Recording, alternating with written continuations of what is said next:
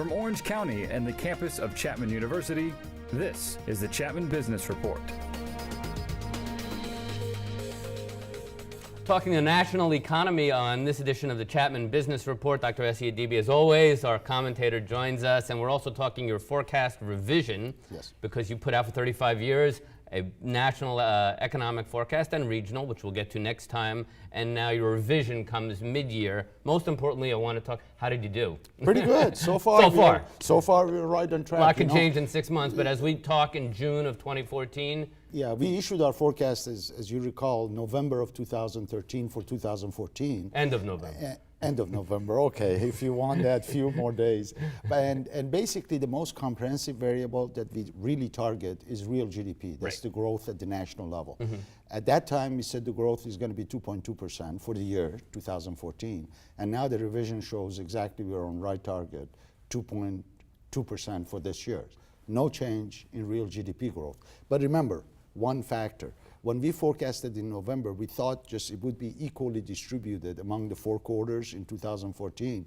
But this time around, as you know, first quarter came out negative 1.1, and everybody got really nervous. But that was affected by special, elements. Weather factors. being a big thing, right? Weather was the biggest one. Inventory correction was big. Business spending dropped. But we think there would be a pickup in the second quarter, the quarter that we are talking Sure. about.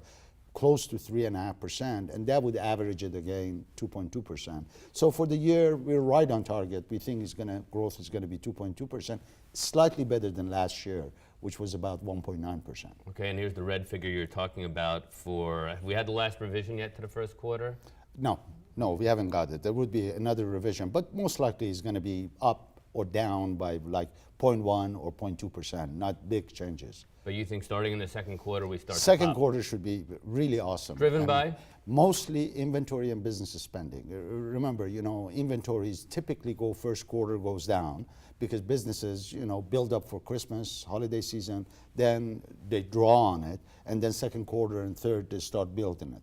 And that would be a big difference that is going to push it up. And also business spending. During that cold weather, businesses weren't spending much. Sure. They weren't doing anything. And neither, of course, was 2/3 of the economy would be the consumer. Consumers are doing excellent. Still doing fine. Oh, Still buying fine. cars, we know, for exactly. If you look at consumer spending, is running about 2.8%. Now, of course, remember, we'd like to see that 3.5%, 4%. Sure. I mean, by historical We'd standard. like to see overall growth at 3.5%, 4%, exactly. which we can still We can maintain achieve it. without inflation in the U.S., you think? Exactly. Potential growth is about 3%. So we like to hover around 3%.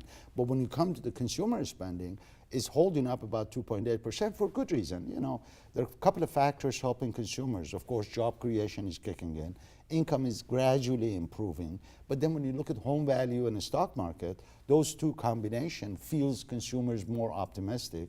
Sure. And they're basically borrowing. If you look at credit card borrowing, is going through the roof because people feel good about the economy, although some of these gains are paper gains. They just keep on charging. If you bought a home in the last 3 years, you might even be able to take out a home equity line. Oh, Who would have thought that could ever happen exactly. again? No, and the number of consumers underwater is, while still a historically, I think, high figure, is not homeowners, I should say. Yeah, it dropped significantly. I mean, we had almost 8 million homeowners underwater, and that number is now close to 2.5 million, which is, again, historically, as you said, is high. Forgive me, I forget if you also pegged the national jobless rate. I'm not sure you make a prediction No, on we jobs. don't. We don't do on unemployment rate. And part of the reason unemployment rate forecast is very difficult is because you know what's going on. See, you have to get 2 or 3 factors right at the same time. One is job creation by payroll, that is company hirings. Right. Then you have to forecast self-employment, those are the type of jobs that are created. And then you have to consider the labor force participation.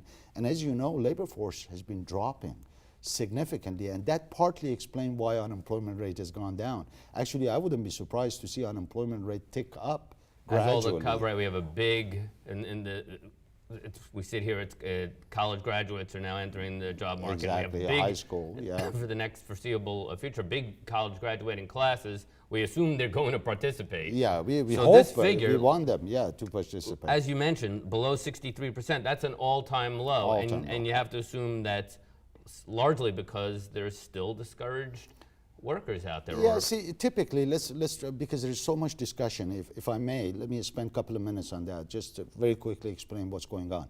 See, when you look at the labor force, we always look at age group of 16 to 65. That's the potential workers. Then we know some people don't want to work. They have the luxury of, a spouse or their partner to afford, not to work. So typically, you get about 70% of this group work. But if you look at when recession has started, we were at 68%. It started going down, 68% of 16 to 65. It started going down, and that's not unusual that labor force participation drops during recession. Now, why is that happening? People lose their job, they look, they can't find, they're discouraged. Basically, they go back to school or they stay home for a while.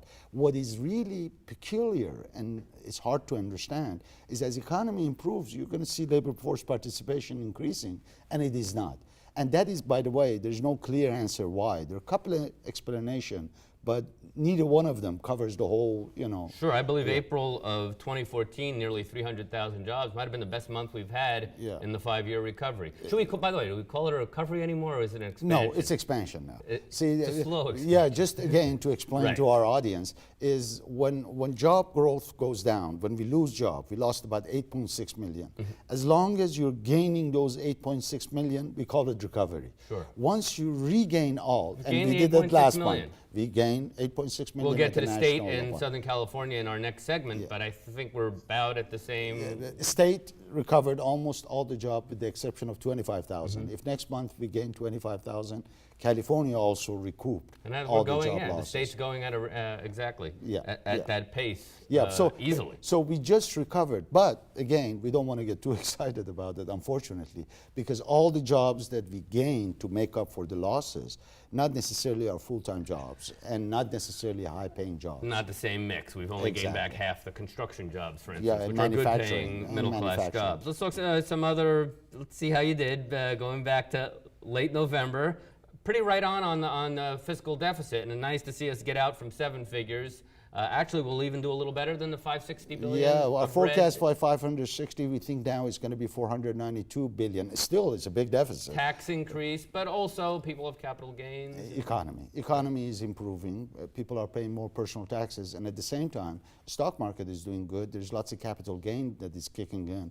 That's helping the state and also the national economy. One place I'm wondering if you might have even, and you were conservative, near and dear to us, especially here in Southern California, on home values, where we've had double digits the prior couple of years. You said only 3%, but I see, for instance, here in Southern California, now we're not the national economy, but sales are low and more inventory is coming on the market. Do you think that 3% might even be high? For the national, this is the national we're talking about, 3% is no, it's right on target. Southern California? And Southern California, I think it's going to be about 5-6%, single digit though. Okay. Single digit. See, the key is what we said in November of last year, that we are getting into area of affordability, which is worrisome.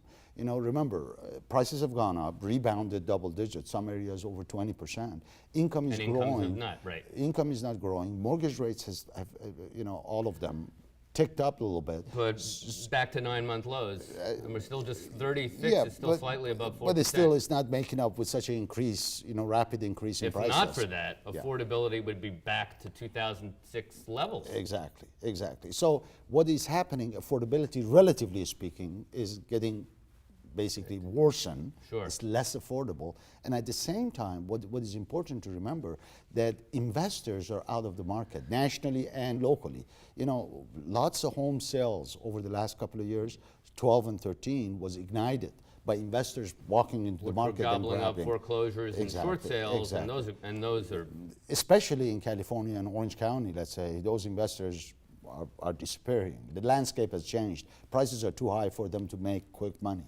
Wrap up the national economy with something I know you don't like to talk about because it's so ephemeral, but we have to because it's been such a big component of this recovery and expansion. That's the stock market, which you mentioned a little while ago. So as we sit here in early June, we're looking at record levels. Yes. Number one, again, are you concerned that... I am a little concerned. Some of it is absolutely justifiable. The economy is doing good. We're creating historically, jobs. multiples... Exactly. But multiples are getting a little bit on the high side. I mean, S&P, price earning ratio is closer to 16.5%.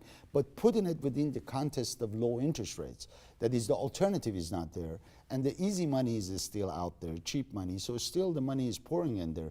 What I'm worried about now is the balance between valuation, price earning, and the strength of the economy. And the question is which one is going to eventually prevail.